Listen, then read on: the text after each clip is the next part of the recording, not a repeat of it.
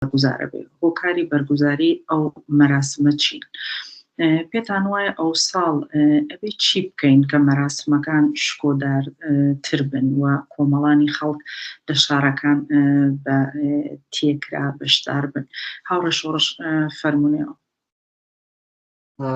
بۆچی ڕۆژی کرێکار لە کوردستانە بەرگوزارە بێت هەروەکو هەموو شتێکی تری کۆمەڵایەتی نەتیجەی مبارزاتی مستەمەڕی بزوتنەوەی کرێکاری و ئەحزابی چەپ کۆمۆنیستە لە کوردستانە ئەگەر تەوەجۆ بکەن پێش قیامی 57 ڕۆژی کرێکار بەرگوزار نەدەب بەڵام دوای 57 بوو بە سنەتی جێکەوتوو لە کوردستانە ئەویش ئەو هۆڤیەتی تەبەقاتی و چینایەتی بیرکردنەوەی بزوتنەوەی کرێکاری و بەتایبەتی نەخش و جێگەی کۆمەڵە حزبی کۆمۆنیستی ئێران بوو لە کوردستاندا کە بوو بە باعسی ئەوەی کە لە نەتیجەی گیانبازی و فیداکاری هەزاران ئینسانی تێکۆشەردا خودی مەسلەی سۆسیالیزم مەسلەی تەبەقا مەسلەی کۆمۆنیزم هەمووانە بووە مەسالایەکی کۆمەڵایەتی و اجتماعی وەکو مەسلەی ژن مەسلەی مافی نەتەوایەتی مەسلەی محیتی زیست هەمووانە نەتیجێ مبارزاتێ و بۆیە بەرحاڵ ئەو پاداگری لەسەر ئەو شتانە هەموو بووە باعسی ئەوەی کە ئێستا ئێمە لەگەڵ سنەتێکی جێکەوتوو لە ڕۆژی کرێکار نەتەنیا ڕۆژی کرێکار لە زۆر بەشەکانی تری کۆمەلگە و کۆمەلگەی مەدەنی و مافهای پێشکەوتن خوازانە و خودی شۆڕشی ژینا و هەمووانەدا ئێمە ڕوبەڕوو دەبینەوە و چکردن بە نەزەری من بەشێ زۆر لەو فعالینە ئێمە بەهۆی ئەو مێژوەوە خۆیان ئینسانهایەکی زۆر کار کوشتن و لە نەتیجەی هەموو ئەو سەرکوتانەی کۆماری ئیسلامیدا هیچ وەخت نەیانتوانیوە ئەو بزوتنەوە لە کار بخەن بۆیە هەمیشە بەرگوزار بوو بە پێی شەرایط بە پێی مۆقعیەت و بە پێی ئەو زاعی کە خۆیان سەنجویانە بەڵام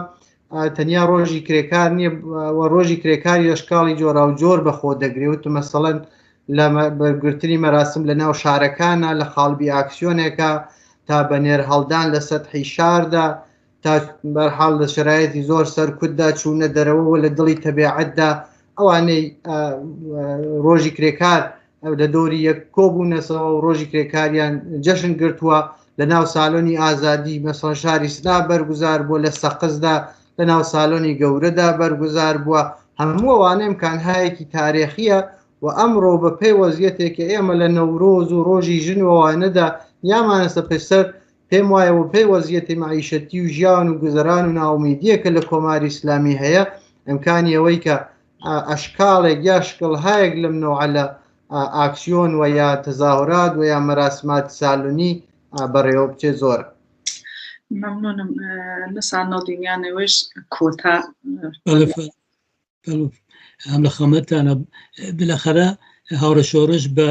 ئەوەکە ڕۆژی جیهانی کارگەر سنەتێکی دێرینەیە بەتای بە دوای 57 بووە بە یەکی لە ئەشکاڵی مبارزە کومیتەهای تەداروکی مەراسمهای ڕۆژی جیهانی کارگەر بەرگوزارە بێ ئەو ساڵیش بە نەزەر من هەر ئەم ڕەواڵەتەیەکە و داوای شخصی من ئەوەیە کە تەواوی ئەو کەسانەی کە لە شارەکانە هەن ئیسە بە هەر گرایشێکەوە هەیەە ئەو ساڵ زیاتر لە هەمیشە لە کەناری یەکا بن لە کەناری یەکا بن بکە بتوانین مەراسمهایەکی زۆر شکۆدار بەرگوزار بکەین ئێمە ناتوانین لێرەوە هەروە کاوڕە شۆڕش ئیشارەی پێکرد چی بڵێن بەڵام ئەوە کە متحدانە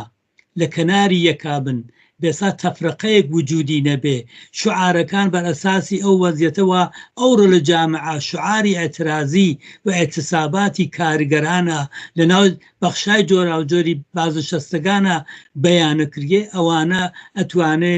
شعارهای متحد کنندەی کولی جامعە بێ لە شارەکانی کوردستانە و کولی بێسا فعالینێ بێ کە هەن لە فکری بەرگوزاری شکۆداری ڕۆژی جیهانی کارگەرە ئەو تەوەقۆمانە هەیەوە ئێمە بە هیواین کە مەراسمهایەکی بێسا شکۆدار بە بەشداری کۆمەڵانی خەڵک تا ئەو جێگا کردێ بە شکلی ئەلەنی لە شارەکانە لە مەحەلاتە لە ساڵۆنەکانە لە هەرکی ئەمکانی هەیە بەرگوزار بێت. مەمنونم لە بەشداریتان لەم بەرنامە. بینەران و بیسەرانی خۆشەویستی بەرنامەی ئیسکرا بەرنامەی مەلێرا کۆتایی پێتێ ڕۆژ و ڕۆژگارێکی خۆشتان بۆ ئارزوو.